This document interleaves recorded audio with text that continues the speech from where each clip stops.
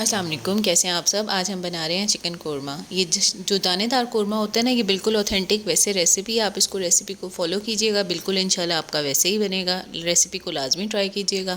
اس کے لیے آپ لیں گے آئل 1 کپ، پیاز آپ لے لیں گے 3 درمیانے سائز کے، ان کو باریک باریک کاٹ لیں آپ اس کو۔ اب آپ نے اس کو فرائی کرنا ہے جب تک یہ گولڈن براؤن نہ ہو جائے۔ یہ دیکھیں ہمارا پیاز فرائی ہو رہا ہے۔ اگر آپ نے ویڈیو کو لائک نہیں کیا تو ہماری ویڈیو کو لائک کر دیں اور چینل کو سبسکرائب کر دیں۔ یہ دیکھیں ہمارا پیاز براؤن ہو چکا ہے۔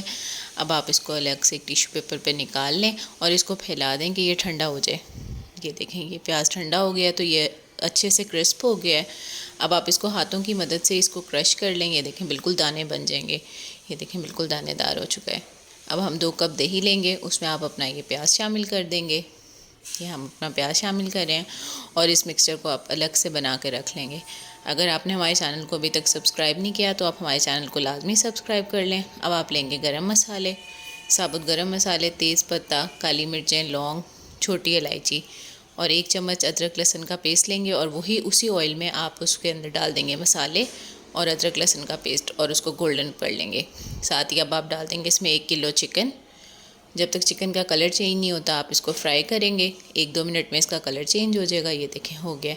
اب آپ لے لیں گے مسالے جو آپ نے اس کے اندر ڈالنے ہیں، لال مرچیں، ہلدی، زیرہ پاؤڈر، دھنیا پاؤڈر، کالی مرچ، نمک۔ یہ سارے آپ مسالے لے لیں، آپ اس کا اسکرین شاٹ لے لیں۔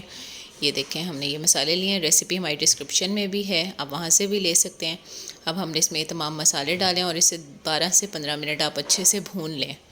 ہم اس کو اچھے سے بھون رہے ہیں۔ یہ جیسے ہی ہمارا یہ بھن جائے گا اچھے سے تو آپ اس کے اندر ڈال دیں گے جو آپ نے دہی اور پیاز کا مکسچر بنا کے رکھا ہوا تھا، آپ اس میں شامل کریں۔ اس کے اندر ہلکا سا جب اس کو یہ پکنے لگے گا تو ساتھ ہی آپ اس میں ڈال دیں گے 3 سے 4 آپ ہری مرچیں کاٹ کے ڈال دیں اور اس کو ڈھک کے 12 سے 15 منٹ کے لیے اسے چھوڑ دیں کہ اس کا آئل اوپر آ جائے اور جو چکن میں تھوڑی بہت کسر ہو وہ بھی پک جائے۔ یہ دیکھیں آئل ہمارا بہت اوپر آ گیا ہے اور یہ ہمارا مزیدار سا قورمہ تیار ہے۔ آپ اسے نان یا روٹی کے ساتھ سرو کریں۔ ریسیپی پسند آئے تو ہمیں ضرور فیڈ بیک دیں۔ اللہ حافظ۔